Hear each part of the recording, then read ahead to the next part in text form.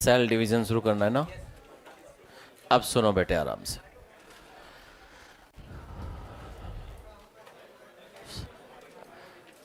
ये कोई parent cell है।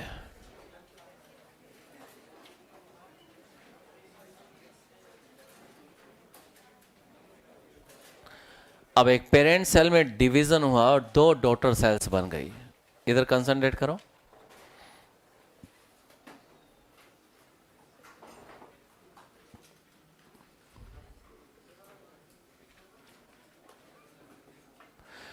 तो एक पेरेंट सेल में डिवीजन हुआ और दो डॉटर सेल्स बन गई।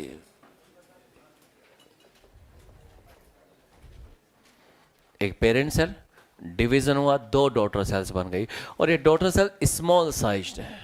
बेटा राजकुमार, मैं राजा, सुनो इधर बेटा। अब ये डॉटर सेल स्मॉल साइज्ड है और जब डॉटर सेल बनती हैं तो ये सेल्स ग्रो करती हैं, ग्रोथ हो रही है। तो इन सेल ने ग्रोथ करना शुरू किया और जब इन सेल का ग्रोथ होगा तो इनिशियल ग्रोथ को आप लोग बोलते हैं फर्स्ट ग्रोथ फेज। क्या बोलते हैं उसे? फर्स्ट। तो पेरेंट सेल जब भी डिवाइड होती है तो स्मॉल साइज की डॉटर सेल बन गई। अब ये सेल ग्रोथ करना शुरू करेगी और एक सेल ग्रोथ करे, उस ग्रोथ करने के लिए उसे न्यूट्रिएंट्स चाहिए, ऑक्सीजन चाहिए, फेवरेबल टेम्परेचर चाहिए, मतलब रिक्वायरमेंट्स रहती है। अगर वो सप्लाई उसको कंटिन्यू मिलता रहा तो सेल ग्रोथ करते करते फाइनली फिर से डिवाइड हो जाएगा। और वो सप्लाई अगर रुक गई है तो फिर वो सेल वेट करेगा कि सप्लाई उसको मिल जाए, दोबारा से रिस्टोर हो जाए, फेवरेबल कंडीशन आ जाए, फिर वो आगे डिवाइड हो। तो जब भी कोई पेरेंट सेल डिवाइड होती है और दो डॉटर सेल बनती है तो वो डॉटर सेल स्मॉल साइज की है। फिर वो सेल ग्रोथ करना शुरू करती है और ग्रोथ करते करते, और इस सेल को ग्रोथ करने के लिए मैंने कहा कि न्यूट्रिएंट्स की रिक्वायरमेंट है, उसे ऑक्सीजन की रिक्वायरमेंट है, उसे फेवरेबल टेम्परेचर, फेवरेबल कंडीशन चाहिए। सब कुछ फेवरेबल चलता रहेगा तो सेल आगे मूव कर दी जाएगी। तो जब सेल ग्रोथ कर रहा है तो फर्स्ट ग्रोथ फेज को आप लोग बोलते हो G1। क्या बोलते हो उसे? G1 बोले तो फर्स्ट ग्रोथ फेज बोलते हो।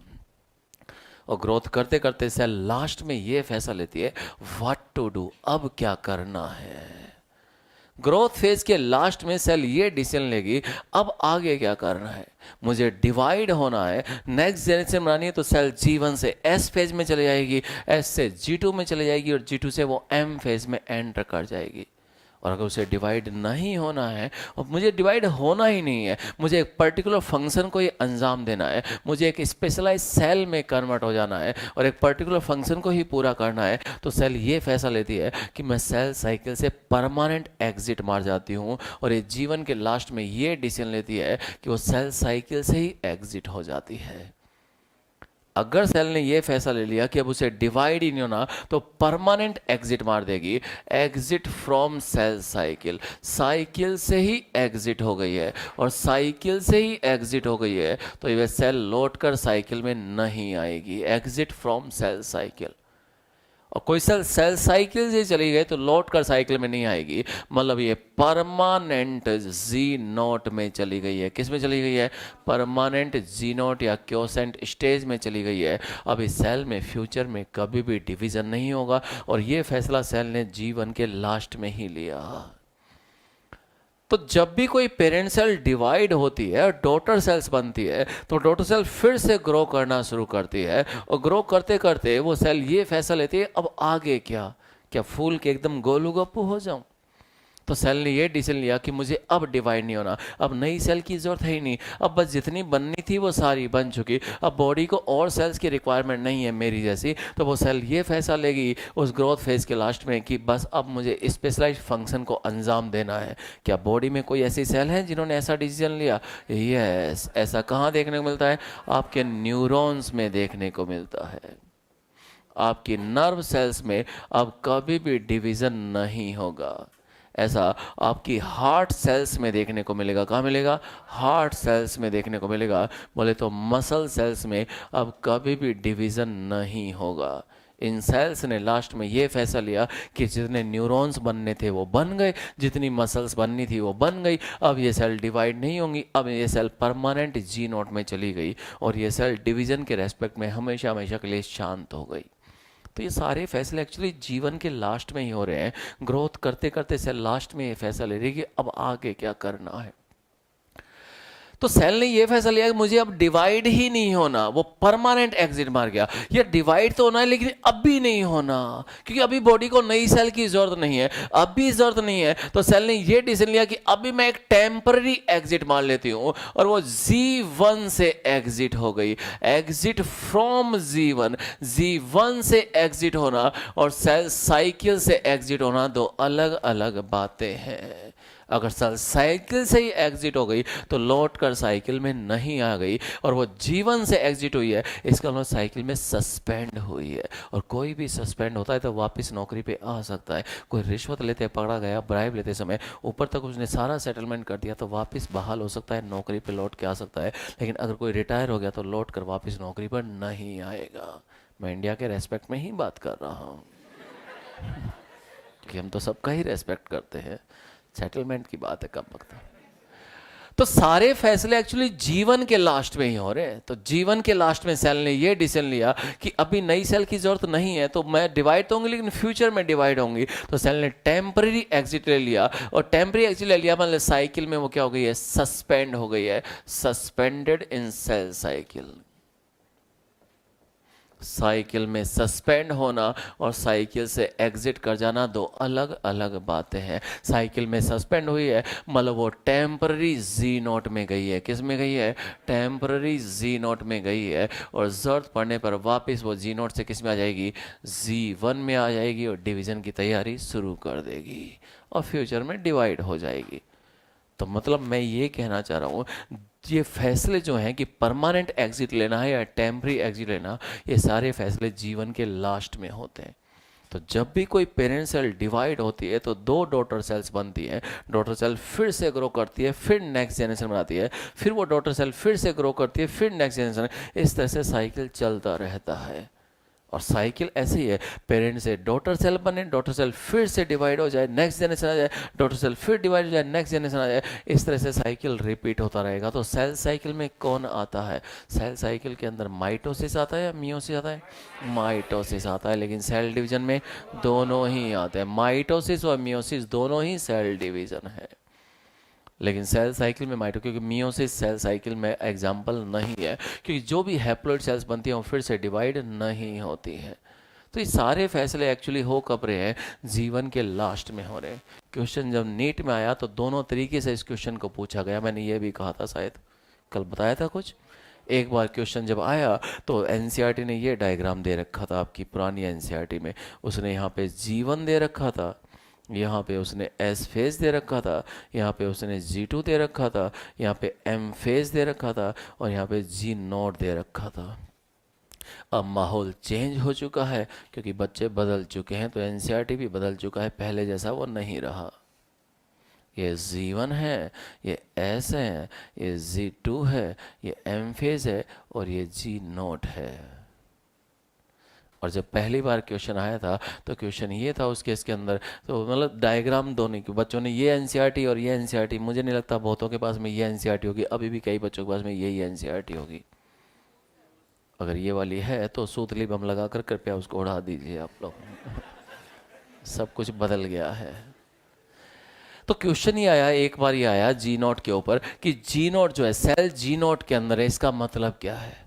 उसने ऑप्शन में एग्जिट फ्रॉम सेल साइकिल भी दे रखा और सस्पेंडेड इन सेल साइकिल भी दे रखा, तो हमने टिक किया सस्पेंडेड इन सेल साइकिल। जब आप मॉड्यूल का क्वेश्चन सोल्व करेंगे तो उसमें आंसर में करेक्शन कर लेना, एग्जिट वाला आंसर दे रखा है वो सस्पेंडेड वाला आंसर है, वो ऑपरेटर की गलती से वहाँ पे आंसर में करेक्शन है। तो जब G1 है सस्पेंड, क्योंकि एनसीईआरटी ने लैंग्वेज ये लिखी है G0 के लिए एग्जिट फ्रॉम G1, उसने एग्जिट फ्रॉम सेल साइकिल नहीं लिखा। तो जब वो G0 की बात कर रहा है हम कह रहे हैं वो साइकिल में सस्पेंडेड है, लौट कर वो साइकिल में आ सकता है। लेकिन अगली बार क्वेश्चन आया तो उसने और घुमा दिया क्वेश्चन को। उसने कहा जब सेल ने ये फैसला लिया कि उसे G0 में जाना है तो ये फैसला उसने कब लिया, पहला ऑप्शन दे दिया M फेज के लास्ट में लिया, या फिर उसने G1 के लास्ट में लिया। लेकिन अभी तो बड़ा आसान है, लेकिन एनसीईआरटी यही चलती थी उस समय। और जब यही चलती थी बच्चे ने कहा ये तो बहुत आसान है कि G1 के लास्ट में, M फेज के लास्ट में फैसला लिया कि पहले उसे शांत रहना है, फिर उसे डिवीजन की तैयारी शुरू कर देनी है। तो दोनों ही जगह खेल गया अच्छे से वो, गलत डायग्राम देके भी माइनस में करवा लिया, कम वक्त नहीं लगे, है ना। तो जब भी कोई, तो चलो इस चीज को दूसरे तरीके से समझते हैं हम लोग। हमारी बॉडी में जितनी भी सेल्स है सभी में डिवीजन पावर नहीं है। ऑब्वियसली मैं एडल्ट लाइफ के रेस्पेक्ट में ही बात कर रहा हूं, अब बात कर रहा हूं। अब हमारे न्यूरॉन्स में कभी भी डिवीजन नहीं होगा। अब मेरी मसल सेल या हार्ट सेल में डिवीजन नहीं होगा। मेरी मसल सेल में अब कभी भी डिवीजन नहीं होगा। मतलब जॉन अब्राहम हो या सल्लू भाई या पीजी सर, हर किसी में 639 मसल्स है, लेकिन उनकी मसल्स का साइज थोड़ा सा छोटा हो गया। क्या हो गया? थोड़ा सा छोटा हो गया है, उतनी है, कम वक्त लगे, कुछ जलने की बदबू आ रही है, कम वक्त। तो मसल का साइज बढ़ने से ग्रोथ हुई है उनकी, मसल्स का नंबर नहीं बढ़ा। 69 मसल्स है, सेल का साइज बढ़ने से ग्रोथ होना, सेल का नंबर बढ़ने से ग्रोथ होना, दो अलग अलग बातें हैं। साइज बढ़ने से ग्रोथ हो रही है तो वो हाइपरट्रॉफी है, नंबर बढ़ने से ग्रोथ हो रही है तो वो हाइपरप्लेसिया है। तो वहाँ हाइपरट्रॉफी हुआ है, हाइपरप्लेसिया, हाइपरट्रॉफी, साइज बढ़ा है, ऑक्जेटिक ग्रोथ कहते हैं उसको हम लोग। तो हमारी नर्व सेल में अब डिवीजन नहीं होगा, हमारी हार्ट सेल या मसल सेल में अब डिवीजन नहीं होगा। इन सेल ने अपनी डिवीजन पावर को हमेशा हमेशा के लिए खो दिया। मतलब एक ज़माने में इन्होंने ये डिसीजन लिया, अब उन्हें डिवाइड नहीं होना, अब इन्हें केवल नर्व इम्पल्स ट्रांसमिट करना है, या केवल हमें कॉन्ट्रैक्शन और रिलैक्सेशन का काम करना है, एक पर्टिकुलर फंक्शन को अंजाम देना। ये सारे फैसले उन्होंने कब लिए? जीवन के लास्ट में लिए। तुम तो जीवन में ही ले लो, ज़्यादा ठीक है। जीवन के लास्ट में क्या फैसले लोगे? लोग बाकी फैसले लेंगे, करना क्या है? हेलो बेटा, सेल पे ना जाओ इन चीज़ों में। सेल तो लास्ट में फैसले लेके भी सही काम कर लेती है। बेटा ऑर्गेनिज्म सुन रहा है कि नहीं सुन रहा है? ए राइबोसोम। तो सेल ने जीवन के लास्ट में, मतलब बॉडी में जितनी भी सेल्स हैं सभी सेल्स में डिवीजन पावर नहीं है। इन सेल्स ने अपने डिवीजन पावर को खो दिया। ये सेल हमेशा हमेशा के लिए साइकिल से ही बाहर हो गई है, ये परमानेंट जी नोट में चली गई है। क्या ये सेल मेटाबॉलिकली एक्टिव है? यस, मेटाबॉलिकली एक्टिव तो है ही ना। लेकिन बॉडी में दूसरी तरफ वो सेल्स भी होती हैं जिनमें डिवीज़न पावर होती है, और जिन सेल में डिवीज़न पावर होती है, जैसे आपकी स्किन सेल है, आपकी फाइब्रोब्लास्ट है, आपकी बोन मैरो सेल्स है, आपकी हेयर फॉलिकल सेल्स है, आपकी रेड बोन मैरो वाली सेल्स है। तो जिन सेल्स में लीवर सेल्स है, जिन सेल्स में डिवीज़न पावर होती है, वो सेल्स उस समय डिवाइड होती है जब नई सेल्स की रिक्वायरमेंट होती है। जब नई सेल की जरूरत नहीं तो सेल क्यों डिवाइड होगी? तो जब डिवाइड नहीं होगी तो सेल उस समय टेम्पररी एग्जिट ले लेती है और एक जी नोट के अंदर चली जाती है। लेकिन ये जी नोट कैसी है? टेम्परेरी जी नोट है। तो मैंने दो तरह का जी नोट बता दिया, एक परमानेंट जी नोट, दूसरा टेम्परेरी जी नोट। परमानेंट जी नोट में मतलब साइकिल से एग्जिट हो गई है, और टेम्परेरी जी नोट में मतलब साइकिल में वो सस्पेंडेड है। इनमें कौन सी सेल, परमानेंट या टेम्परेरी, कौन सी वाली मेटाबॉलिकली एक्टिव होगी? दोनों ही होगी। तो बॉडी में जितनी भी सेल है सभी में डिवीजन पावर नहीं है, और दूसरी तरफ वो सेल भी हैं जिनमें डिवीजन पावर है, और जिन सेल में डिवीजन पावर है वो सेल उस समय डिवाइड होती है जब नई सेल की रिक्वायरमेंट होती है। और जब नई सेल की जरूरत नहीं है तो सेल क्यों डिवाइड होगी? क्यों डिवाइड होकर नंबर बढ़ाएगी? क्यों अपनी एनर्जी खराब करेगी? तो सेल मतलब सारे डिसीजन रिक्वायरमेंट के अकॉर्डिंग ही करती है। तो डिवीजन कोई भी हो, माइटोसिस हो या मियोसिस हो, दोनों ही सेल डिवीजन के एग्जांपल है। डिवीजन में डिवीजन बाद में होता है, पहले सेल डिवीजन की तैयारी करता है। जब भी कोई पेरेंट सेल दो डॉटर सेल में डिवाइड होती है तो सीधा ही डिवाइड नहीं होती, पहले वो सेल प्रिपरेशन करती है। एक से दो सेल बननी है तो सेल प्रिपरेशन क्या क्या तैयारी करेगा, क्या प्रिपरेशन कर रहा है, जो प्रिपरेशन में इतना टाइम उसको लगता है। तो प्रिपरेशन क्या करना है? पहली प्रिपरेशन तो सबसे इंपॉर्टेंट ये है कि सेल के पास जितनी भी जेनेटिक इन्फॉर्मेशन होंगी वो डीएनए के पास में, क्योंकि वही तो मटेरियल है, सारा सारा ब्लूप्रिंट वही है। तो इस सेल के पास जितनी भी जेनेटिक इन्फॉर्मेशन है वो डॉटर सेल्स को इक्वली डिस्ट्रीब्यूट होनी चाहिए। तो पहले सेल अपने डीएनए की कॉपी तैयार करता है, डीएनए को रेप्लिकेट करता है ताकि वो कॉपीज डॉटर सेल्स को इक्वली डिस्ट्रीब्यूट हो जाए। हम घर में ब्याह शादी के फंक्शन में इकट्ठे होते हैं, कजन्स वगैरह सब अपने अपने फ़ोन से फ़ोटो खींचते हैं, तो फिर ये थोड़ी कि फ़ोटो शेयर करनी तो अपनी वाली डिलीट करके उसको सारी पकड़ा दी, बोले होगी शेयर। आप या तो लिंक बना देते हो गूगल ड्राइव पे, बोले सारी इसी के ऊपर ऐड करते रहना, या फिर ब्लूटूथ से या जेंडर से इधर उधर भेजते रहते हैं, फिर एनएफसी से आप टच करके भेज देते हैं, जरा जरा टच में बोले ट्रांसफ़र। अरे हद हो गई, नहीं समझे मेरी बात को लेके? तो ये थोड़ी कॉपी, तो कॉपी बनती है ना इसलिए। तो एक सेल से दो सेल बननी है तो पहले सेल तैयारी करता है, और तैयारी में सबसे इंपॉर्टेंट इवेंट आएगा, ये सेल अपने डीएनए की कॉपी तैयार करता है। और क्या तैयारी करेगा? ये सेल अपने सेल ऑर्गेनल का नंबर बढ़ाता है, मेनली माइटोकॉन्ड्रिया एंड क्लोरोप्लास्ट। मान लीजिए एक एनिमल सेल है, इसके वजह 5 माइटोकॉन्ड्रिया है, और जब ये डिवाइड हुई तो पांचों पांचों माइटोकॉन्ड्रिया इस डॉटर सेल को चले गए, तो ये डॉटर सेल सर्वाइव नहीं करेगा। मान लीजिए प्लांट सेल है, इसके पास 3 क्लोरोप्लास्ट है, और तीनों क्लोरोप्लास्ट इस डॉटर सेल को चले गए, तो ये डॉटर सेल सर्वाइव नहीं करेगा, because mitochondria and chloroplast never arise de novo, नए सिरे से नहीं बनता है। पहले से जो एक एक गया है उसी में बाइनरी फिजन से 2 बन जाएंगे। तो सेल क्या करती है? तैयारी करते समय अपने सेल ऑर्गेनल का नंबर बढ़ाती है, ताकि कम से कम एक एक जाने की प्रोबेबिलिटी तो हो ही जाए। जब भी साइटोकाइंस होगा तो सेल ऑर्गेनल का रैंडम डिस्ट्रीब्यूशन हो जाएगा, तो कम से कम एक जाने की प्रोबेबिलिटी तो हो ही जाएगी, इसलिए सेल अपने सेल ऑर्गेनल का नंबर बढ़ा लेती है। यही तैयारी करती है। कुछ प्रोटीन्स वगैरह भी बनाती है, ट्यूबुलिन प्रोटीन्स बनानी है, क्योंकि स्पिंडल वगैरह बनेगा, एस्टरेज वगैरह बनेगी, क्रोमोसोम्स को डिस्ट्रीब्यूट करना है ना, क्योंकि क्रोमोसोम मतलब डीएनए को, तो इस सब के लिए सेल तैयारी करती है, और तैयारी को ही ज़्यादा वक्त मिलता है। आप ह्यूमन सेल को उठाकर लेबोरेटरी में कल्चर मीडियम में रख दीजिए, 1 से 2 सेल बनने में 24 घंटे का टाइम लगता है, जिसे मोर देन 95% टाइम केवल तैयारी में ही चला जाता है। इतना वक्त क्यों दिया गया तैयारी को? क्योंकि तैयारी को ही ज़्यादा वक्त मिलता है। आप देखो ना, सिलेबस तो केवल और केवल 200 मिनट का ही है, लेकिन तैयारी के लिए 365 दिन दिए गए। 11th में 365 दिन दिए गए, 12th में 365 दिए गए, कॉन्कर में बीच वाले ड्रॉप तो मैंने काउंट ही नहीं किए, लीडर अचीवर वाले तो देखो कितना बचा दिया मैंने आपको। कम से कम 1000 दिन आपको दे दिए गए। कितना वक्त चाहिए तुम्हें तैयारी के लिए? और सेल इतना वक्त क्यों लेती है? क्योंकि सेल अपने डीएनए की कॉपी, क्योंकि पर्पज ना केवल 2 सेल बनाना नहीं है, सेल डिवीजन का मेन पर्पज रहता है करेक्ट डिवीजन होना चाहिए। जो भी डॉटर सेल बने उनको इंटैक्ट जीनोम मिलना चाहिए, अनडैमेज डीएनए मिलना चाहिए, क्योंकि सेल जब डीएनए की कॉपी तैयार करती है, उस कॉपी में कुछ गड़बड़ी हो गई तो, कुछ एरर आ गई तो वो डैमेज या एरर या म्यूटेटेड डीएनए डॉटर सेल के पास पहुंचेगा। एक छोटे से न्यूक्लियोटाइड की हेरा फेरी कितनी भारी पड़ सकती है, ये उनको पता है जिनको सिकल सेल एनीमिया है या थैलेसेमिया है, कोई जीन या पॉइंट म्यूटेशन हो गया है। इसे सेल जब भी तैयारी करती है तो फूंक फूंक के कदम आगे रखती है, और पूरी प्रिपरेशन के साथ में वो डिवीजन फेज में एंटर करती है। लेकिन सेल का बना ऑर्गेनिज्म बिना तैयारी के नेक्स्ट फेज में एंटर करता रहता है। 11th का सिलेबस तैयार नहीं हुआ, 12th में आ गए। 12th का सिलेबस तो बिल्कुल देखा ही नहीं, पास भी कर गए। जय कोरोना माता, ऐसा कभी बाहर बाहर नहीं आता। तो सेल से सीखिए बेटा, तैयारी को ज़्यादा वक्त दिया जाए। तो पूरे सेल साइकिल को हम 2 हिस्सों में बांटेंगे, पूरे सेल साइकिल को हम 2 हिस्सों में बांटेंगे। सुनते जाइए, फिर एक साथ नोट कर लेंगे। एक तो लेके चलेंगे इंटरफेज, बोले तो नॉन डिवाइडिंग फेज है। जब सेल तैयारी कर रही होती है,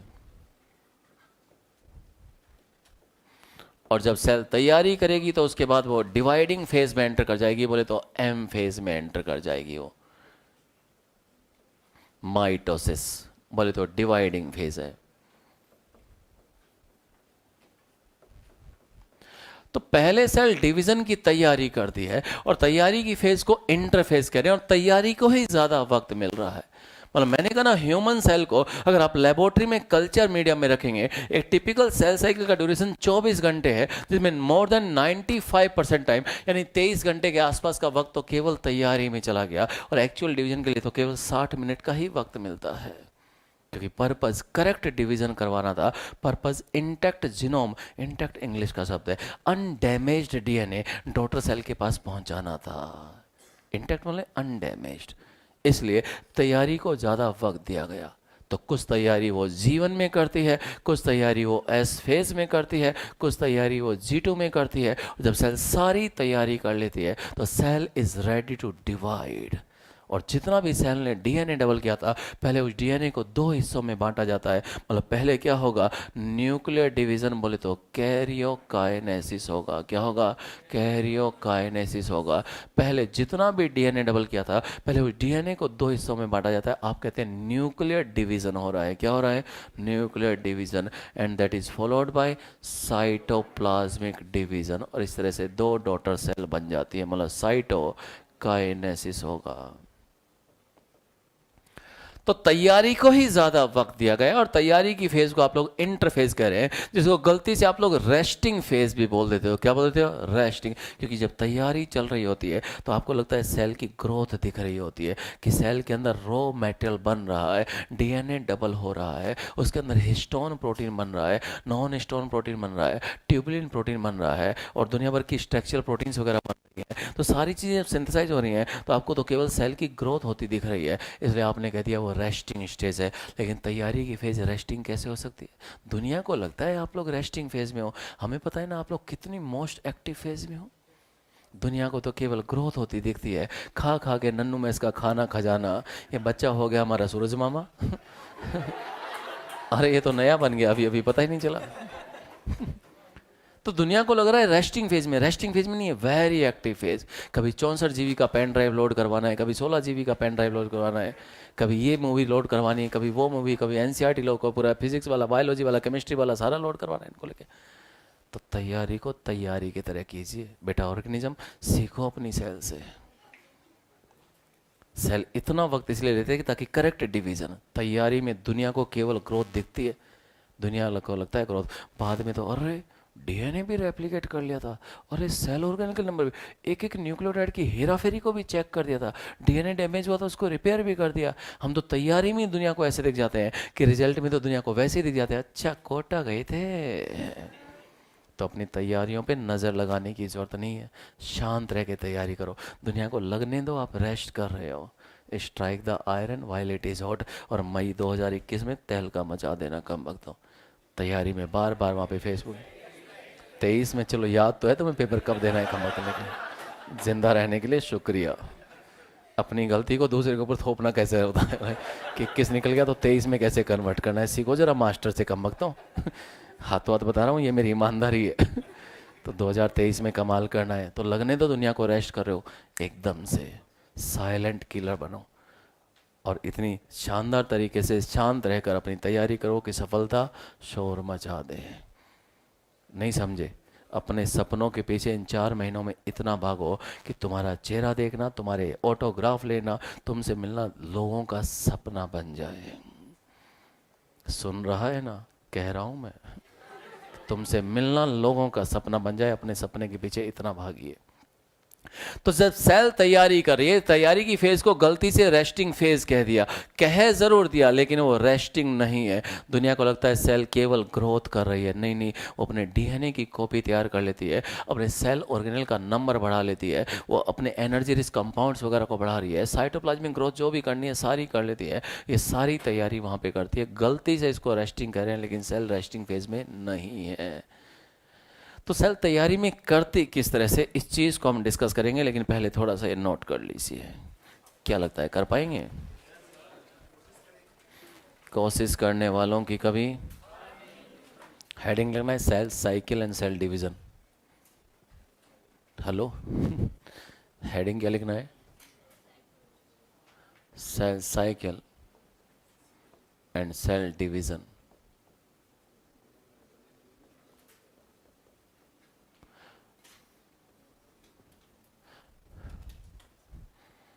सेल साइकिल का एग्जाम्पल कौन है, माइटोसिस या मियोसिस?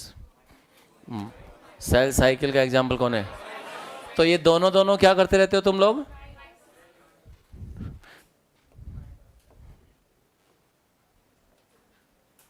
और सेल डिवीजन का एग्जाम्पल कौन है?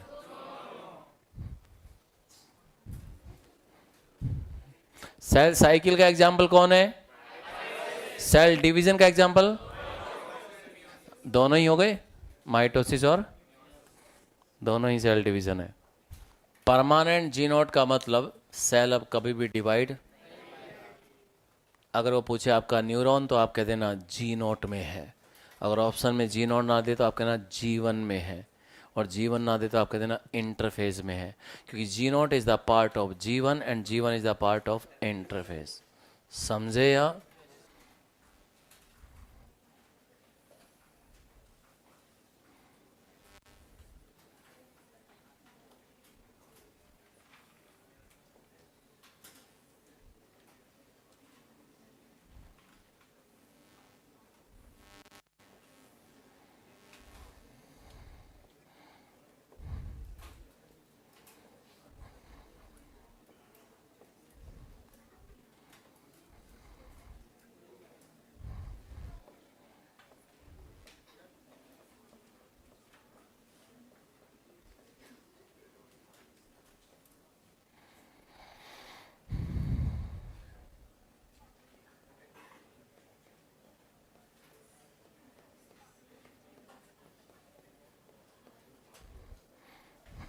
सुनिए,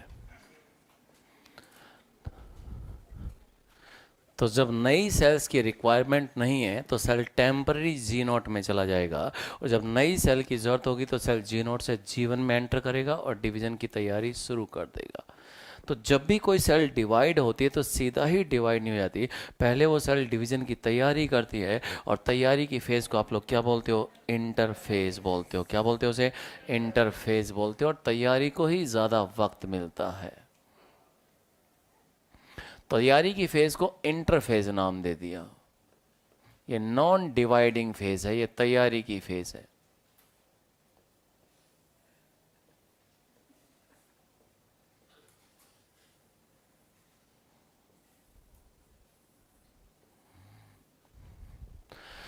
तो पूरे सेल साइकिल को हमने दो हिस्सों में बांटा, एक तो इंटरफेज होगा और दूसरा एम फेज होगा। M phase is the phase of actual cell division. M phase is the phase of actual cell division. तो पहले सेल डिवीजन की तैयारी करता है, और तैयारी तभी शुरू करता है जब नई सेल्स की रिक्वायरमेंट होती है, और नई सेल की रिक्वायरमेंट नहीं होती है तो हमने कहा सेल एक टेम्पररी एग्जिट मार लेता है, और सेल कहाँ चला जाता है? जी नॉट में चला जाता है, और जरूरत पड़ने पर वापस जी1 में लौट आता है, और जीवन में तैयारी शुरू कर देता है। किस में तैयारी शुरू कर देता है? तो तैयारी जीवन में ही शुरू करनी है, मृत्यु पे कोई तैयारी नहीं करनी है। तो जीवन is the most complex phase. जीवन ही जटिल है, जीवन ही जटिलताओं से भरा हुआ है। ये मत कहो कि समस्या गंभीर है। क्या रे गौतम? गंभीर है, इसलिए समस्याएं उन्हीं लोगों के सामने आती हैं समस्याओं का सामना करना जानते हैं। तो जीवन ही जटिलताओं से भरा हुआ है। जीवन is the most complex phase, ये सबसे जटिल फेज होगा, मोस्ट कॉम्प्लेक्स फेज होगा।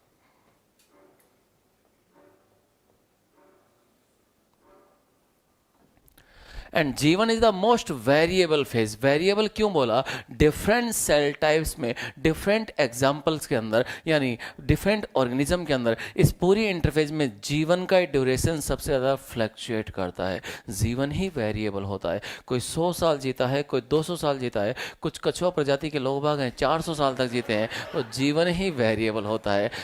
भाई गुस्सा तो नहीं हो रहा ना? जीवन is the most variable phase.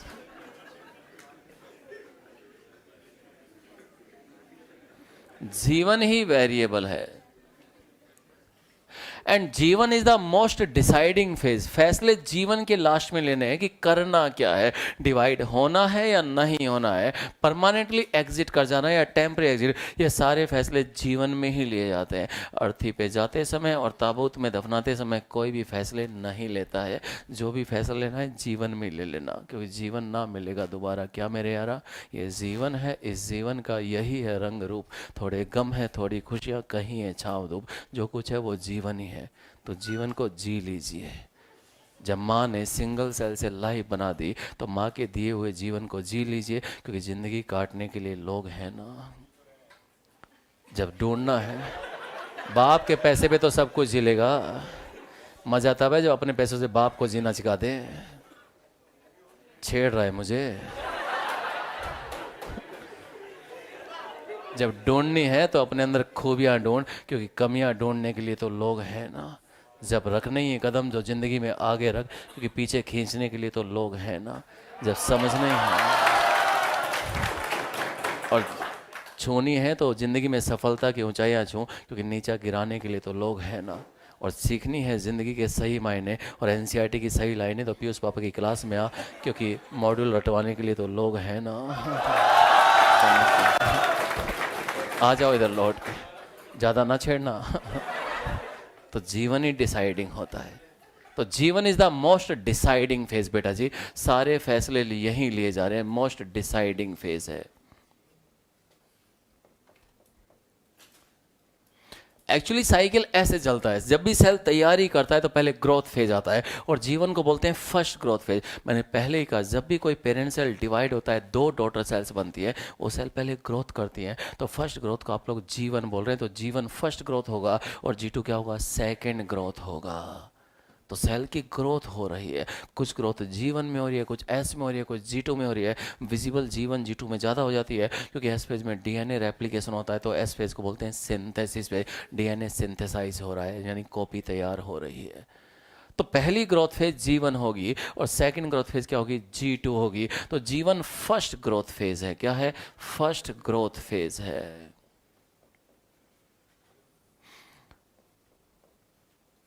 और G1 को बोलते हैं फर्स्ट गैप फेज। क्या बोलते हैं, फर्स्ट गैप फेज।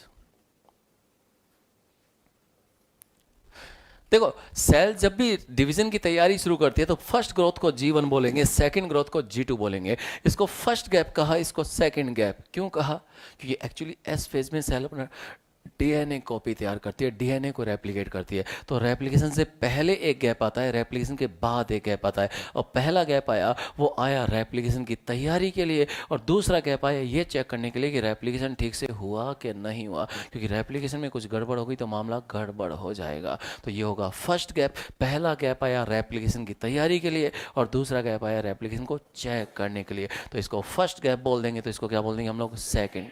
साइकिल ऐसे चलता है क्लॉकवाइज मैनर में। तो ये एम फेज है, बोले तो माइटोटिक फेज। एम फेज के बाद G1 आता है और एस से पहले G1 आता है। तो अगर मैं एम फेज के रेस्पेक्ट में बात करूंगा तो मैं कहूंगा ये पोस्ट माइटोटिक फेज है। क्या है, पोस्ट माइटोटिक फेज है। माइटोटिक किसके लिए आया है, एम फेज के लिए। और एस से पहले आया है तो मैं कहूँगा ये प्री सिंथेसिस फेज है। क्या है, प्री सिंथेसिस फेज है। देखा जाए तो इन दोनों के बीच में G1 आया है, यानी एम फेज और एस फेज दोनों के बीच में G1 आया है। तो एनसीईआरटी कह रहा है ये जो G1 जो है, it is the interval between किसके बीच में, माइटोसिस। एम फेज को क्या बोल रहा है, माइटोसिस बोल रहा है। एम फेज को क्या बोल रहा है, माइटोसिस बोल रहा है। Interval between mitosis and initiation of, यहाँ पे क्या शुरू होता है, DNA replication. Initiation of DNA replication मतलब वो किसकी बात कर रहा है, एस फेज की बात कर रहा है। तो दोनों के बीच में कौन आ गया, G1 आ गया। इनिशिएशन ऑफ डीएनए रेप्लिकेशन मतलब किसकी बात कर रहा है, वो एस फेज की बात कर रहा है। तो G1 जो है सबसे कॉम्प्लेक्स होगा, सबसे ज़्यादा वेरिएबल होगा, सबसे ज़्यादा डिसाइडिंग फेज होगा। इसको फर्स्ट ग्रोथ कहा, इसको फर्स्ट गैप कहा, इसको हमने पोस्ट माइटोटिक कहा, इसको प्री सिंथेटिक कहा। हमने कहा ये interval between mitosis and initiation of DNA replication हो गया। सेल ऑर्गेनेल का नंबर है। हमने कहा जब भी कोई सेल डिवाइड होती है पहले वो तैयारी करती है। तो कुछ तैयारी वो G1 में करती है, कुछ S में करती है, कुछ G2 में करती है। तीनों ही फेज में प्रोटीन बनता है, लेकिन हिस्टोन प्रोटीन यहाँ बनेगा, डीएनए रेप्लिकेशन भी S फेज में होगा। हिस्टोन प्रोटीन यहाँ बनेगा, डीएनए रेप्लिकेशन। और सेल ऑर्गेनेल का नंबर कभी भी बढ़ सकता है G1 या G2 में, लेकिन एनसीईआरटी की समरी में लिखा हुआ है मोस्ट ऑफ ऑर्गेनेल डुप्लीकेशन कहाँ होते हैं, G1 में होते हैं। ये एनसीईआरटी की समरी में लिखा हुआ है, तो मैं भी यहाँ पे लिख दूँ कि G1 में यहाँ पे लिखा हुआ है मोस्ट ऑफ। ये सबसे लास्ट में लिखना पॉइंट आप लोग, ऑर्गेनेल्स डुप्लीकेट इन G1 एनसीईआरटी। मैं कह रहा हूँ ऑर्गेनेल का नंबर कभी भी बढ़ सकता है G1 या G2 में, लेकिन एनसीईआरटी की समरी में कहाँ लिखा हुआ है, G1 के अंदर, वहाँ पे लिखा हुआ है। G1 को हम लोग फर्स्ट ग्रोथ फेज बोलते हैं और G2 को सेकंड ग्रोथ फेज बोल रहे हैं। और एनसीईआरटी कह रहा है कि cell growth is a continuous process. जब भी सेल डिवीजन की तैयारी कर रहा है, कुछ तैयारी वो G1 में करता है, कुछ S में करता है, कुछ G2 में करता है, लगातार सेल ग्रोथ हो ही रही है, क्योंकि कुछ ना कुछ तो रॉ मेटेरियल बन ही रहा है। लेकिन एनसीईआरटी की समरी में G2 के लिए लिखा हुआ है फेज ऑफ साइटोप्लाज्मिक ग्रोथ। क्या लिखा हुआ है, phase of cyto. Cell growth is a continuous process, वो तो लगातार है। लेकिन एनसीईआरटी की समरी में 2 पॉइंट मैंने बता दिए। एक तो उसने कहा most of organelle duplication G1 में होता है, और यहाँ उसने इसके लिए लगा है फेज ऑफ साइटोप्लाज्मिक ग्रोथ, वो यहाँ पे हम ऐड कर लेंगे। तो ये जो पॉइंट्स आप लिखोगे, ये सारे पॉइंट थोड़ा ऊपर की तरफ लिखना, ताकि G1 का सीन यहाँ पे खत्म हो जाए और एस फेज का सीन हम यहाँ पर लिखेंगे। सुन रहे हो, नहीं सुन रहे हो?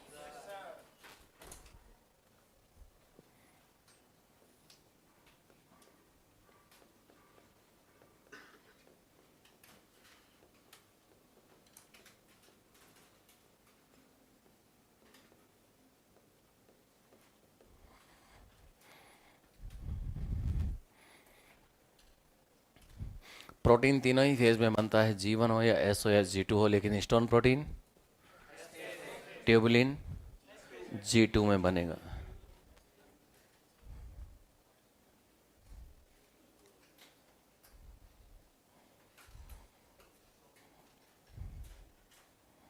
तो सेल जीवन में वो सब कुछ बनाएगा जो एस फेज में रिक्वायर्ड होगा। एस फेज में डीएनए रेप्लिकेशन होगा, एस फेज में सेंट्रियोल डुप्लीकेट होगा अगर एनिमल सेल है, एस फेज में हिस्टोन प्रोटीन बनेगा। उसकी सारी तैयारी सेल को जीवन में करनी है। पहले सेल तैयारी करेगा तभी तो नेक्स्ट फेज में एंटर करेगा। तो जीवन में वो सारा रॉ मेटेरियल बन जाएगा जो एस फेज में यूज होना है दोस्तों। और जब सेल सारी तैयारी कर लेगा तो सेल बोलेगा yes I am ready to replicate my DNA, I am ready to duplicate my centriole. मतलब सेल कह रहा है अब मैं सारी तैयारी कर लिया, अब मेरे को एस फेज में भेज दीजिए। तो धीरे से यहाँ पे एक चेक पॉइंट लगा दिया जाएगा और ये चेक पॉइंट इस बात को चेक करेगा कि सेल की तैयारी कैसी है और कैसी नहीं है। तो first check point is present between G1 and S phase. इनके बीच में यहाँ पे पहला चेक पॉइंट आ जाएगा दोस्तों। आपका तो वही डायग्राम काम करेगा, हमारी स्लाइडें चेंज होती जाएंगी। तो G1 और एस फेज के बीच में यहाँ पे पहला चेक पॉइंट आ गया और ये फर्स्ट चेक पॉइंट जो है इसकी जिम्मेदारी बहुत ज्यादा है। ये फर्स्ट चेक पॉइंट है।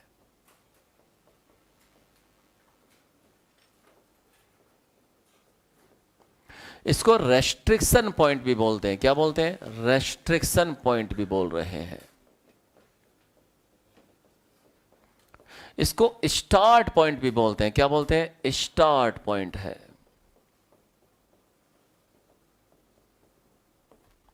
तो सेल जीवन में वो सब कुछ बनाएगा जो एस फेज में रिक्वायर्ड है। एस फेज में डीएनए रेप्लिकेशन होगा, सेल अपने डीएनए की कॉपी तैयार करेगा। एस फेज में सेंट्रियोल डुप्लीकेट होगा अगर एनिमल सेल है तो। एस फेज के अंदर हिस्टोन प्रोटीन बनेगा, नॉन हिस्टोन प्रोटीन भी बनेगा। उसकी तैयारी सेल को जीवन में करनी है। जब सारी तैयारी करेगा तो चेक पॉइंट इस बात को चेक करेगा प्रिपरेशन कैसा है। सेल को जीवन में तब तक रखा जाता है जब तक वो एस फेज की सारी तैयारी नहीं कर लेता है। मतलब सेल आगे जाता ही तब है जब चेक पॉइंट परमिशन दे देता है। और ये जो चेक पॉइंट होता है साइक्लिन डिपेंडेंट काइनेज और साइक्लिन का बना होता है। एक एंजाइम है काइनेज, एक एंजाइम है काइनेज और इस एंजाइम की एक्टिविटी साइक्लिन की बाइंडिंग पे डिपेंड करेगी। एक एंजाइम है काइनेज और इस एंजाइम की एक्टिविटी साइक्लिन की बाइंडिंग पे डिपेंड करेगी। Hence named cyclin dependent kinase. क्या बोला इसको? Cyclin dependent kinase. तो सीडीके और साइक्लिन्स का कॉम्प्लेक्स बन जाएगा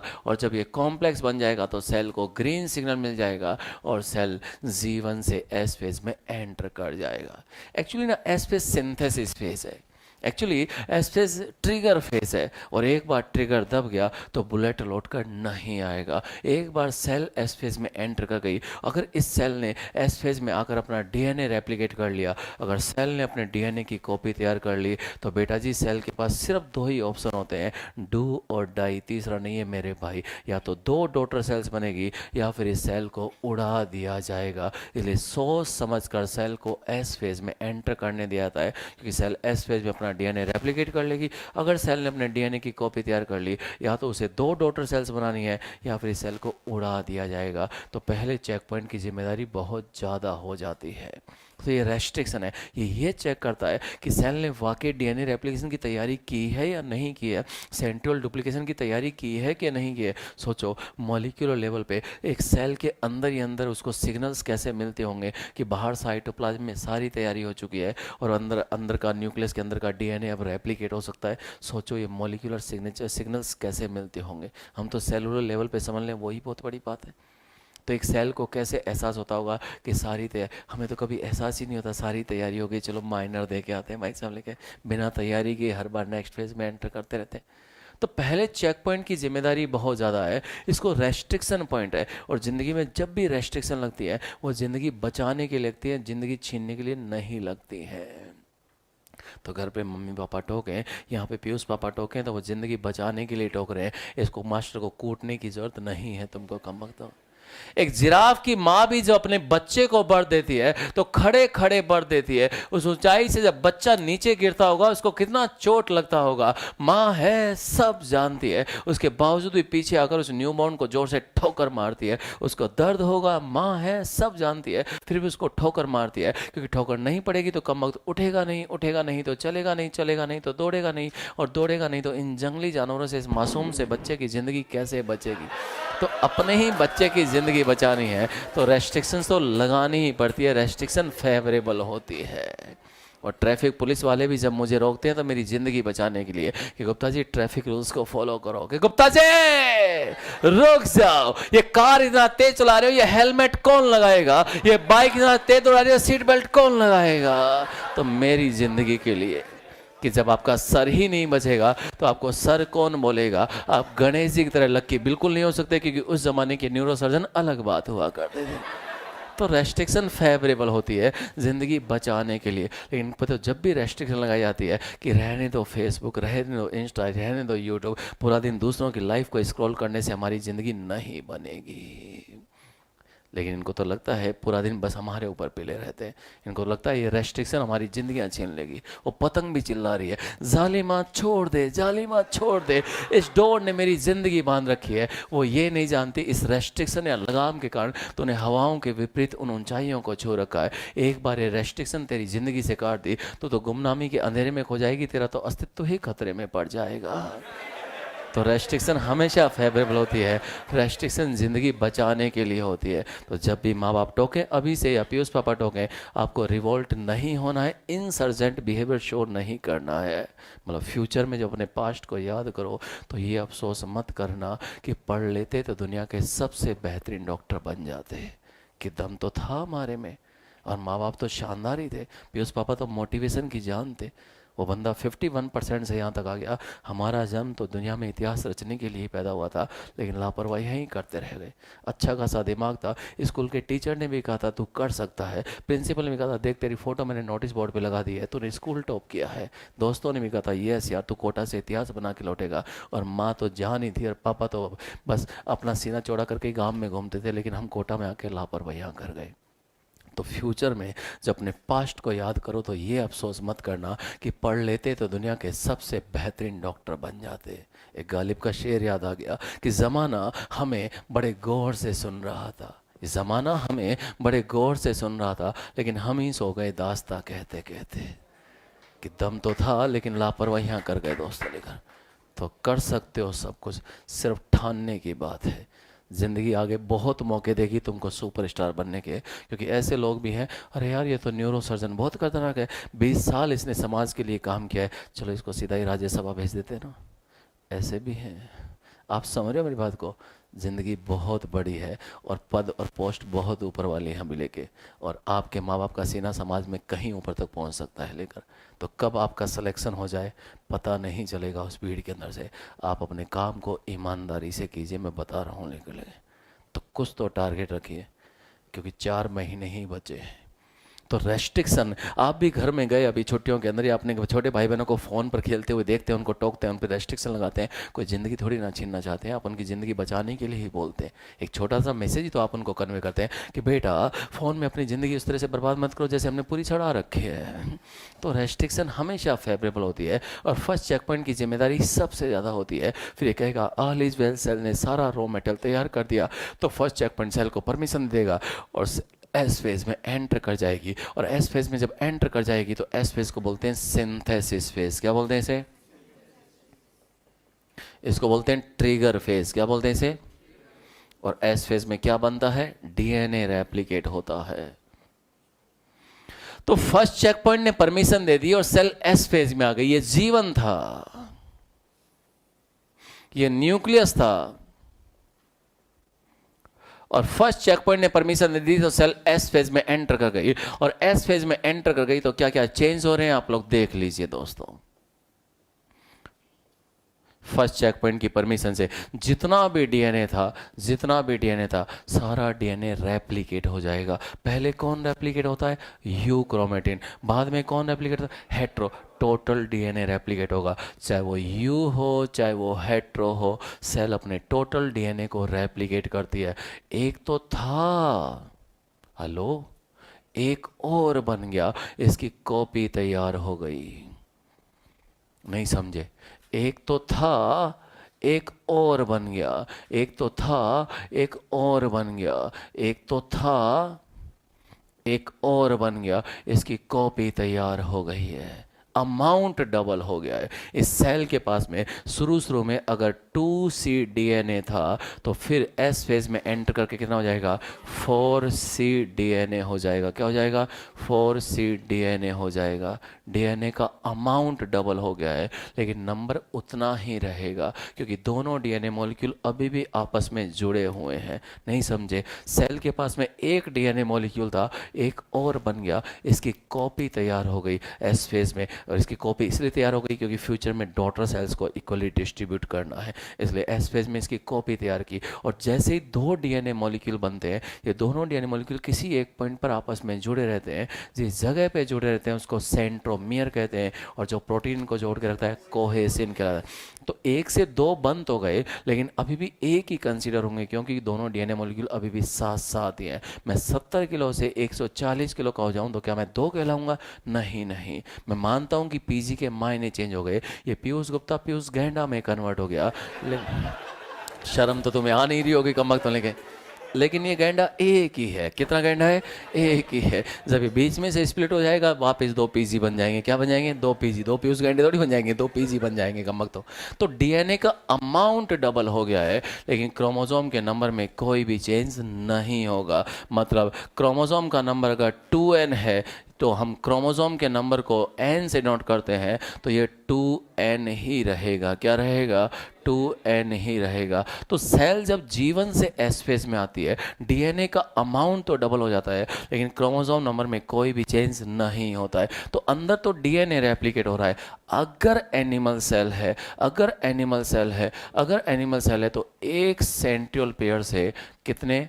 दो सेंट्रियोल पेयर बन जाएंगे। मतलब बाहर साइटोप्लाज्म में सेंट्रियोल का डुप्लीकेशन होगा। किसका होगा? सेंट्रियोल का डुप्लीकेशन होगा। और अंदर न्यूक्लियस के अंदर क्या होगा? डीएनए का रेप्लिकेशन होगा। तो न्यूक्लियस के अंदर डीएनए रेप्लिकेशन होता है और बाहर सेंट्रियोल का डुप्लीकेशन होता है। एनिमल सेल के रेस्पेक्ट में बात कर रहा हूँ। अगर मैं प्लांट सेल की बात करूँगा तो ये लाइन नहीं लिखूंगा। तो सेल को परमिशन मिल गई, सेल जीवन से एस फेज में आ गई। यहाँ पे जिम्मेदारी किसकी थी? फर्स्ट चेक पॉइंट की। तो फर्स्ट चेक पॉइंट ने जिम्मेदारी ली, सबने चेक किया कि सेल की सारी तैयारी हो चुकी है तो सेल को नेक्स्ट फेज में भेज दिया। और जैसे ही सेल एस फेज में आएगा अंदर तो डीएनए डबल हो जाएगा। डीएनए कहाँ रेप्लिकेट होता है? न्यूक्लियस के अंदर। तो न्यूक्लियस में डीएनए की कॉपी तैयार हो गई और साइटोप्लाज्म में क्या हुआ? सेंट्रियोल की कॉपी तैयार हो गई। तो साइटोप्लाज्म में सेंट्रियोल का डुप्लीकेशन होगा और न्यूक्लियस में डीएनए का रेप्लिकेशन होगा।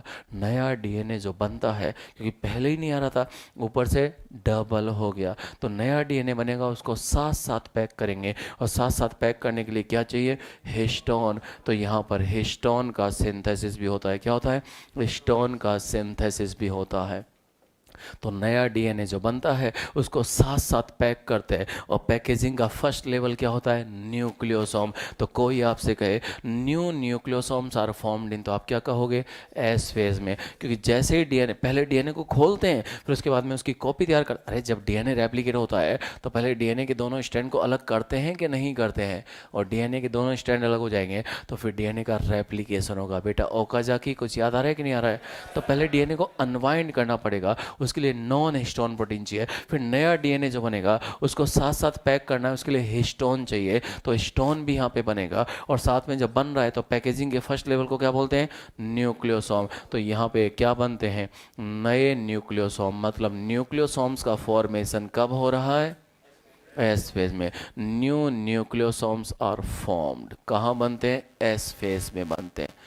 तो सेल को सोच समझकर एस फेज में भेजा जाएगा। तो फर्स्ट चेक पॉइंट की जिम्मेदारी ज़्यादा हो गई है। फर्स्ट चेक पॉइंट इस बात को चेक करता है कि सेल की सारी तैयारी है या नहीं है, वो सेल ने सारा रॉ मेटेरियल बना लिया कि नहीं बना लिया। क्योंकि एस फेज में वो अपने डीएनए की कॉपी तैयार करेगा, हिस्टोन बनाएगा, सेंट्रियोल को डुप्लीकेट करेगा, सारा रॉ मेटेरियल बन जाएगा। तो सेल को मॉलिक्यूलर सिग्नल मिलेंगे, उसके बाद में ये परमिशन देगा और सीडीके और साइक्लिन का कॉम्प्लेक्स बन जाएगा। फिर सेल को आगे जाने की परमिशन मिल गई और आगे आ गई तो अंदर तो उसने डीएनए को रेप्लिकेट कर दिया। और अगर एनिमल सेल है, अगर वो एनिमल सेल है तो क्या करेगी? सेंट्रियोल को भी डुप्लीकेट कर देगी। क्या कर देगी? सेंट्रियोल को। ये एनिमल सेल में हो रहा है।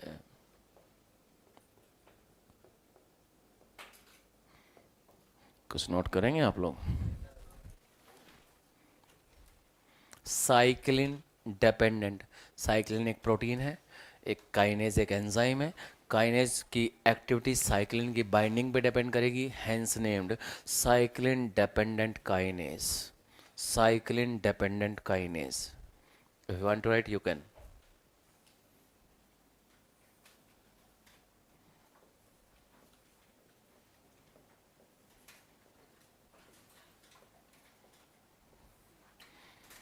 तो G2 को बोलते हैं सेकंड ग्रोथ फेज। G2 को बोलते हैं सेकंड गैप फेज। G1 को क्या बोला था? फर्स्ट ग्रोथ, फर्स्ट गैप, इसको क्या बोलेंगे? पहला गैप आया था रेप्लिकेशन की तैयारी के लिए, दूसरा गैप आया रेप्लिकेशन को चेक करने के लिए वो ठीक से हुआ कि नहीं हुआ। एस फेज के बाद G2 आया है, तो G2 को आप लोग क्या बोल दोगे? Post synthesis phase. M phase से पहले आया है तो आप कहेंगे प्री माइटोटिक फेज। देखा जाए तो एस के बाद आया है और एम फेज से पहले आया है, तो दोनों के बीच में तो हम लैंग्वेज को थोड़ा ऐसा लिखेंगे, एस के बाद आया है तो हम कहेंगे इंटरवल बिटवीन और फेज बिटवीन डीएनए रेप्लिकेशन। अब पहले हम क्या लिखेंगे? डीएनए रेप्लिकेशन लिखेंगे, क्योंकि एस फेज में चाहता क्या है तू?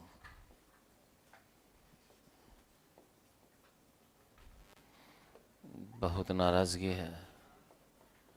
डीएनए रेप्लिकेशन, हाँ यही होगा, सही कह रहे हो आप।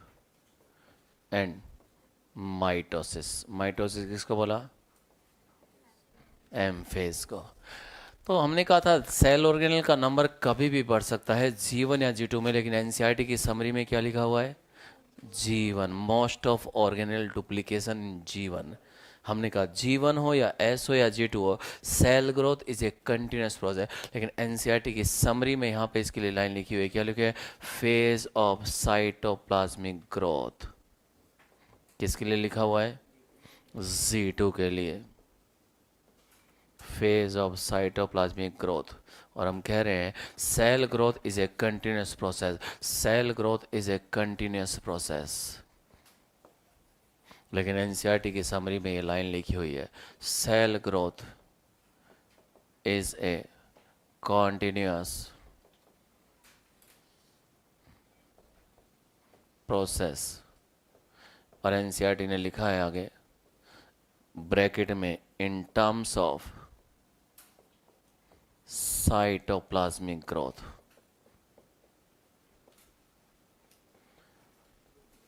तो G1 हो या S हो या G2 हो, सेल ग्रोथ एक कंटिन्यूस प्रोसेस है। लेकिन एनसीईआरटी की समरी के अंदर ये लाइन लिखी गई है कि फेज ऑफ साइटोप्लाज्मिक ग्रोथ किसको लिखा है? G2 को। तो ध्यान रखना अगर लाइनें आए कि कौन सी लाइन एनसीईआरटी ने नहीं लिखी है। सुन रहे हो मेरी बात को? तो एस फेज में डीएनए रेप्लिकेट होगा। पहला चेक पॉइंट एस यहाँ पे कहाँ आया? G1 और S के बीच में आया। और यहाँ पे अब क्या आएगा? सेकंड चेक पॉइंट आएगा। क्या आएगा? सेकंड चेक पॉइंट आएगा दोस्तों। तो यहाँ पे फर्स्ट चेक पॉइंट था और यहाँ पे ये सेकंड चेक पॉइंट आ जाएगा। तो सेल जब सारी तैयारी कर लेगा तो ये सेकंड चेक पॉइंट इस बात को चेक करेगा कि सेल की तैयारी कैसी है। और जब चेक कर लेगा, बोले सेल अपना डीएनए कॉपी कर चुका है, सेल ऑर्गेनेल का नंबर बढ़ा चुका है, सेल एनर्जी रिच कंपाउंड को बना चुका है। एक्चुअली सेल को एस फेज में दुनिया भर की एटीपी रिच कंपाउंड वगैरह एनर्जी रिच कंपाउंड चाहिए, तो सारे यहाँ पर बनते हैं। हम जीवन को एंटी फेज भी बोलते हैं। क्यों बोलते हैं anti phase? ANTE, anti phase इसलिए बोल रहे हैं क्योंकि यहाँ पर एनर्जी रिच कंपाउंड्स बन रहे हैं। क्योंकि सेल जब यहाँ पे आगे डिवीजन में दुनिया भर की एनर्जी रिच कंपाउंड की जरूरत होगी, क्योंकि माइक्रोट्यूब्यूल्स को आपस में जोड़ना होगा, उसके लिए जीटीपी की रिक्वायरमेंट होती है। और यहाँ पे डीएनए रेप्लिकेशन के लिए भी एनर्जी की ज़रूरत होती है। तो सेल सारी एनर्जी रिच कंपाउंड को कहाँ बना के रखती है? जीवन में। तो जीवन में एक पॉइंट ऐड कर लेना एंटी फेज, और उसके सामने लिख देना energy rich compounds are synthesised. Energy rich compounds are synthesized.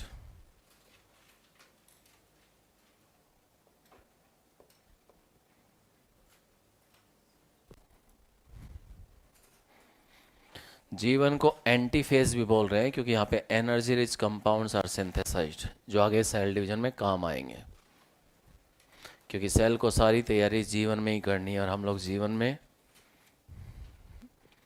समझ ही गए होंगे, नोट करो, तैयारी करते रहते हैं। Very good. कोई पैराग्राफ, कोई लाइन आपको समझ में नहीं आती है एनसीईआरटी पढ़ते पढ़ते, तो आप मेरे को वॉइस मैसेज के साथ में मैसेज कर सकते हैं।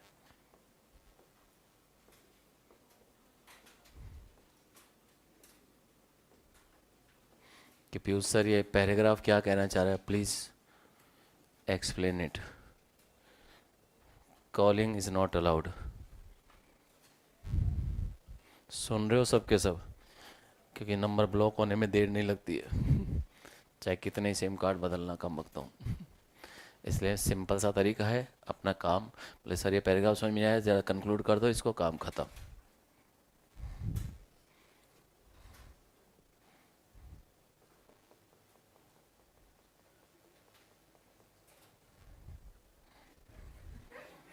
और बताओ क्या हाल चाल है। गैलेक्सी S30,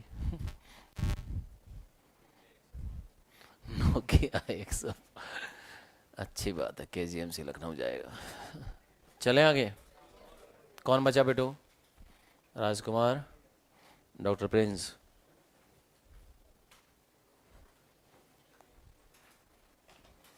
तो सेल तैयारी कर रहा है, कुछ तैयारी जीवन में करता है, कुछ तैयारी S फेज में करता है, कुछ तैयारी वो Z2 में करता है। जब तैयारी कर लेगा तो सेकंड चेक पॉइंट आएगा Z2 और M फेज के बीच में। कहाँ पे आएगा? बनाओ सेकंड चेक पॉइंट G2 और M फेज के बीच में, यहाँ बना दो।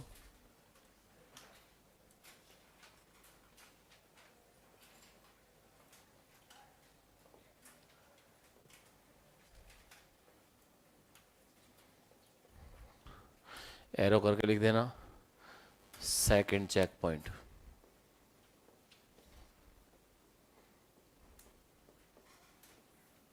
ये भी साइक्लिन डिपेंडेंट काइनेज और साइक्लिन्स का बना है।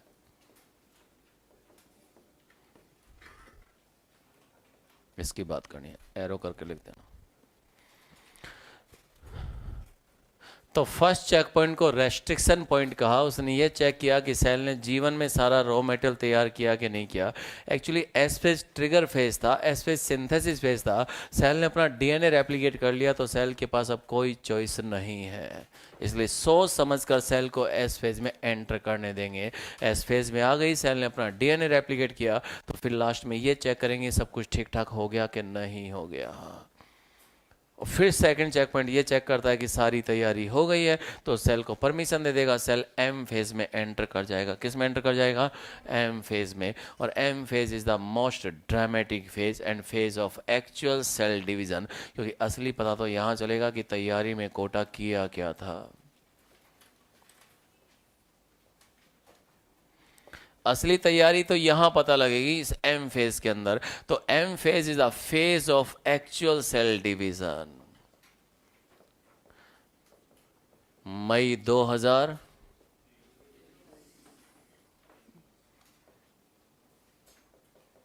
तैयारी सबकी अच्छी चलती है दोस्तों, अच्छी चलेगी। तैयारी में क्या प्रॉब्लम है? तैयारी सबकी अच्छी चलती है भाई साहब, और तैयारी को ही ज़्यादा वक्त दिया गया। आप ह्यूमन सेल को उठाकर लेबोरेटरी में कल्चर मीडियम में रख दीजिए, 1 से 2 सेल बनने में 24 घंटे का टाइम लगता है। पूरा जनरेशन टाइम या सेल साइकिल का ड्यूरेशन 24 आवर्स है, जिसमें मोर देन 95% टाइम केवल तैयारी में चला गया। 23 घंटे तो केवल तैयारी में चले गए। पर्पज करेक्ट डिवीजन करवाना था, 2 सेल बनाना नहीं था। अगर आप ईस्ट सेल की बात करें, फंगस सेल की, तो उसमें सेल साइकिल का ड्यूरेशन 19 मिनट होता है। कितना होता है? 90 मिनट होता है, 19 नहीं होता है, 90 मिनट का टाइम लगता है दोस्तों। तो सेल साइकिल का duration cell type to cell type भी वेरी करता है और ऑर्गेनिज्म टू ऑर्गेनिज्म भी वेरी करता है। बॉडी में जितनी भी सेल हैं सभी से 2 सेल बनने में 24 घंटे का वक्त नहीं लगेगा। वो तो एक एवरेज हमने जनरेशन टाइम निकाल रखा है एक आइडियल कंडीशंस के अंदर। तो सेल साइकिल का ड्यूरेशन वेरी करता है, cell type to cell type भी वेरी करता है, ऑर्गेनिज्म टू ऑर्गेनिज्म भी वेरी करता है। सभी एनिमल्स में एक जैसा नहीं होगा, सभी प्लांट्स में भी एक जैसा नहीं होगा, सभी सेल में भी एक जैसा नहीं होगा। तो ड्यूरेशन टाइम को मतलब ज़्यादा किसको मिला? प्रिपरेशन को मिला, और प्रिपरेशन कर लिया तो एक्चुअल डिवीजन यहाँ पर होगा। But this the most dramatic phase, सारा ड्रामा यहीं पे होता है, तैयारी पे कोई भी ड्रामा नहीं होता है। तैयारी में किस बात का ड्रामा, मुझे ये बताओ। 10,000 रुपये महीना आता है, ड्रामा किस बात करने का? ड्रामा शुरू होगा 2 बजे और 5:20 पे ख़त्म होगा। दोस्तों को समझ में आ रहा है आप लोगों को लेकर? तो वो ड्रामा ना करना कम वक्तों, जब इतनी अच्छी तैयारी कर रहे हो तो फिनिशिंग भी अच्छी कर देना कम वक्तों। सुन रहे हो? हम तो ज़िंदगी भर एक्सपेक्टेशन रखेंगे ही रखेंगे आपसे, क्योंकि हम तो आपसे बड़े हैं और पेरेंट्स की तरह हैं, तो अपनी औलादों से एक्सपेक्टेशन नहीं रखेंगे तो बताइए किससे रखेंगे? आपको खरा उतरना ही है, दूसरा कोई सेकंड चॉइस बिल्कुल भी नहीं है। तो यहाँ पे ड्रामा करने, यहाँ ड्रामेटिक क्यों बोला?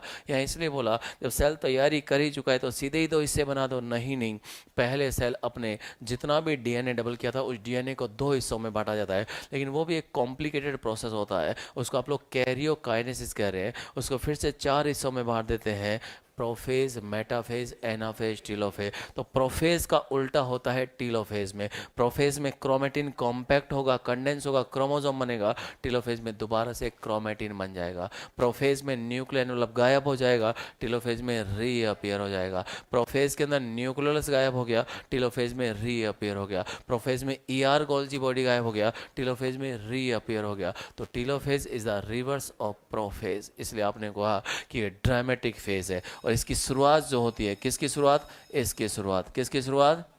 एम फेज स्टार्ट्स विद, किससे शुरू होता है? कैरियोकाइनेसिस से। Starts with karyokinesis. सेल ने जितना भी डीएनए डबल किया था एस फेज में, पहले उस रेप्लिकेटेड क्रोमेटिन को 2 हिस्सों में बांटा जाएगा।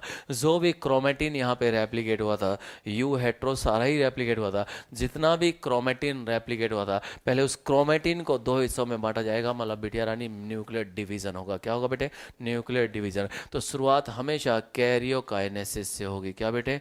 कैरियोकाइनेसिस से होगी। तो पहले न्यूक्लियर डिवीजन होता है and usually ends with cytokinesis. Usually क्यों बोला? कि कई बार ऐसा होता है कि साइटोकाइनेसिस ही नहीं हुआ। एक सेल ने अपना डीएनए डबल किया, उसको 2 हिस्सों में बांट दिया, 2 डॉटर न्यूक्लियाई बन गए। फिर दोबारा से उसने डीएनए डबल किया, फिर उसको 4 हिस्सों में 2 हिस्सों में बांट दिया। बार बार डीएनए रेप्लिकेशन हो रहा है, बार बार डीएनए डिवाइड हो रहा है, लेकिन साइटोप्लाज्मिक डिवीजन ही नहीं हो रहा। तो एक सेल में खूब सारे न्यूक्लियाई बन जाएंगे। रिपीटेड कैरियोकाइनेसिस हो रहा है, लेकिन साइटोकाइनेसिस हो ही नहीं रहा, और रिपीटेड न्यूक्लियर डिवीजन होगा तो एक सेल में खूब सारे न्यूक्लियाई बन जाएंगे, मल्टी न्यूक्लिएट कंडीशन बन जाएगी। क्या बोलेंगे? सिंसाइसियम। क्या बोलेंगे उसे? सिंसाइसियम। तो शुरुआत हमेशा कैरियोकाइनेसिस से होती है, मतलब न्यूक्लियर डिवीजन से होती है, लेकिन यूजली एंड्स विद, क्या कहा मैंने? Usually ends with cytokinesis. Usually क्यों कहा? कई बार ऐसा नहीं हो पाता है, और ऐसा नहीं हो पाएगा उस केस में कौन सी स्टेज आएगी? सिंसाइसियम। सिंसाइसियम की बात कर रहा है। किसकी बात कर रहा है?